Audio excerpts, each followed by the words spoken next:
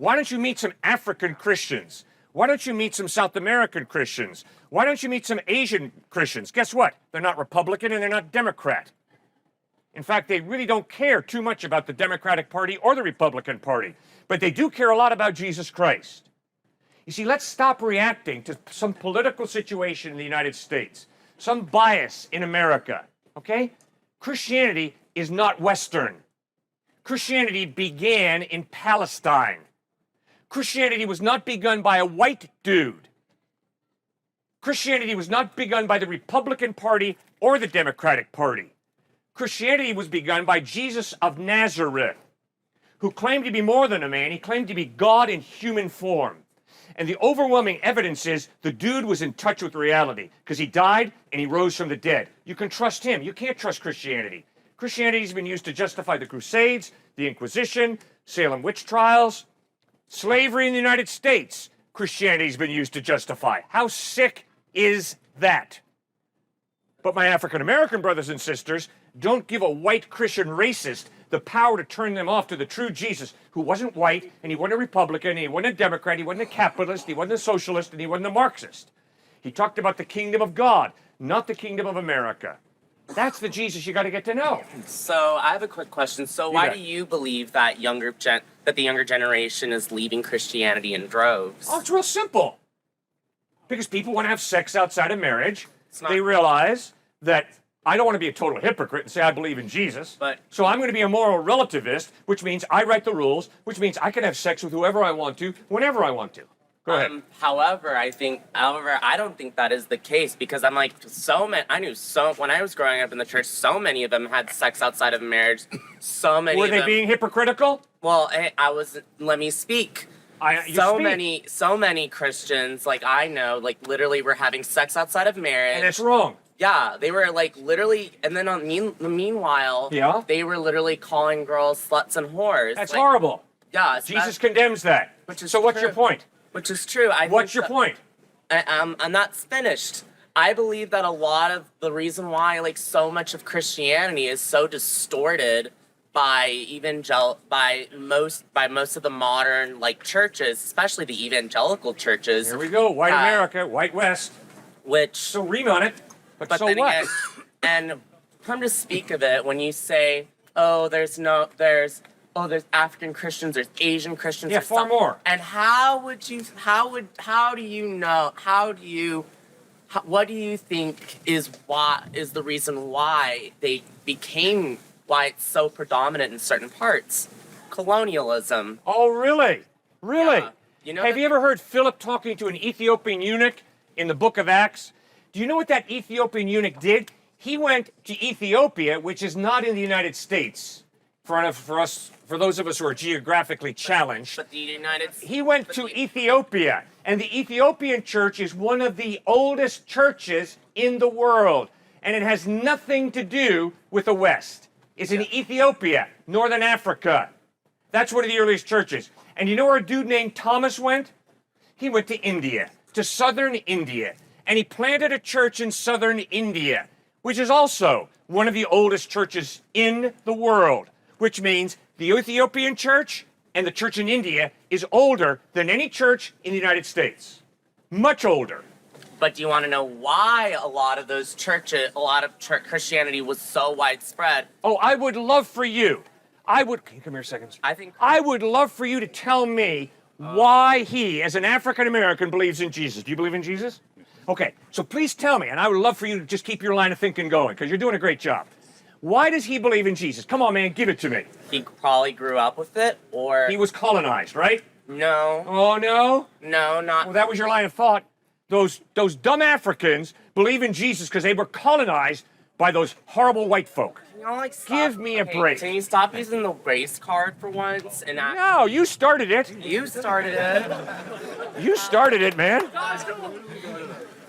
Like, please. I mean, most people that I know that are Christians are either grew up with it, like myself, or like a lot of my relatives that were Christian, a lot of them were addicts. And they turned to Christianity because they felt like that was the only way. Yeah.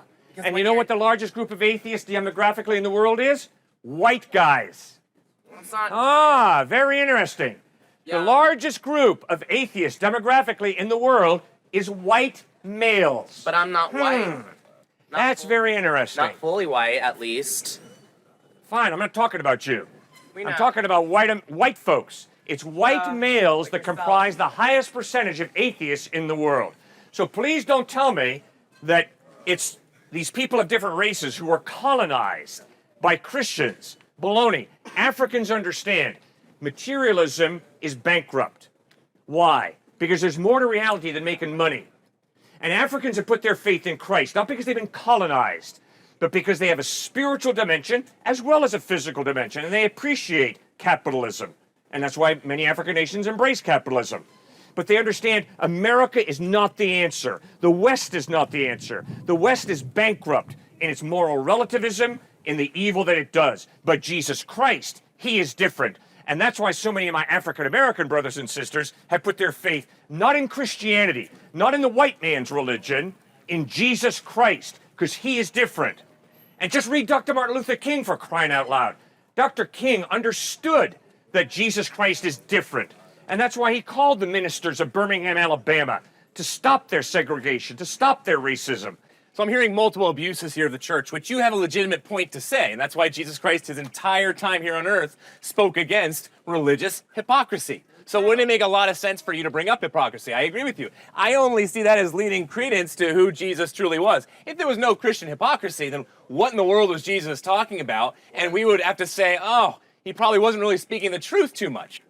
And the most recent sociological studies are evangelical, we could say Protestant, that's what the study shows, Protestant men are the least likely to abuse their children and their wives, and the most likely to help grow their kids up in well-being and happiness. No, don't take it from me. Go look at the studies yourself. Toxic masculinity. So what you're talking about just doesn't stack up to the latest research. And all of you who have parents who've divorced don't need me to tell you how painful divorce is. I performed a lot of weddings, and never have I performed a wedding with a guy who says, I can hardly wait to divorce her, or a woman who says, I can hardly wait to divorce him. No. Okay, so divorce is not God's best. And divorce brings pain, separation, alienation, scarring into people's lives. And too many of you standing right here, right now, know exactly what I'm talking about. I'm sorry your parents divorced. I'm sorry they couldn't love each other the way Jesus calls us to.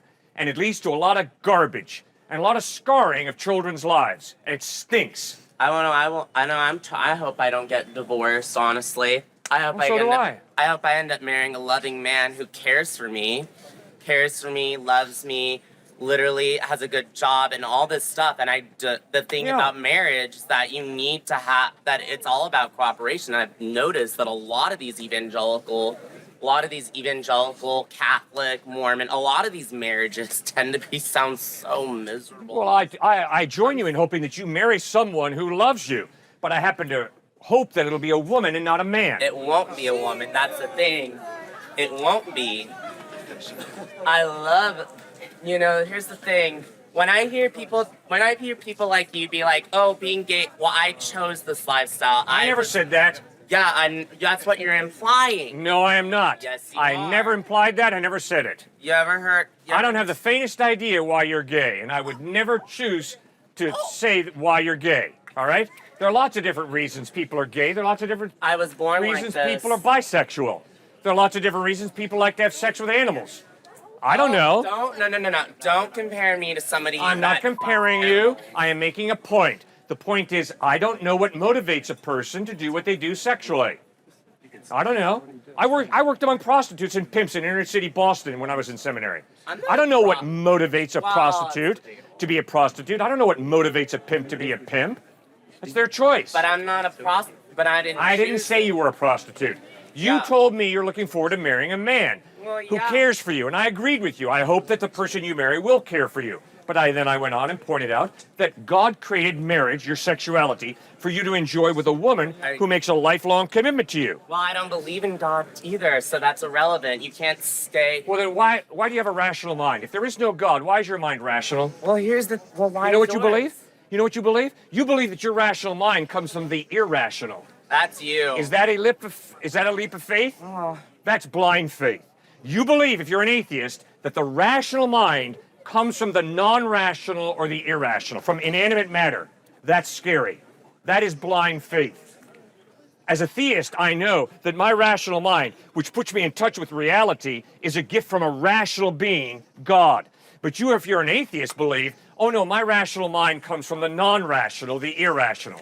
Wow, that is a miracle. The only problem is you don't have a miracle worker because you don't believe in God. I'm convinced your rational mind is a gift that God has given you. Therefore, please use it well because it's very important. Yeah, well, I'm also young, stupid. I'm a whore. I make dumb decisions all the time, but don't we all? Yes, don't we all? I make dumb decisions all the time also. I'm a sinner, and I desperately need God's grace. And that's what Jesus Christ offers me through his death on the cross. I'm a dirty, rotten sinner just like you. I'm no better than you. I am no better than you. None. We both are sinners. We both have flipped God off, just in different ways. I feel like I wish this was the reading challenge on Drag Race. Yeah, well, I thought you chose to stand where you're standing. I didn't know anybody forced you to stand here. Is anybody forcing you to stand here? Oh, no. All right, so if you have a free will, I respect your free will. You can stand and talk the way you want to stand and talk. Let anybody else speak